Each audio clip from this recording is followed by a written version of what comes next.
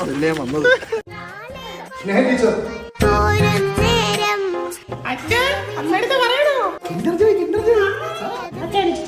എല്ലാം മേടിച്ച ടീച്ചറിനെ സെറ്റ് ചെയ്യട്ടെ.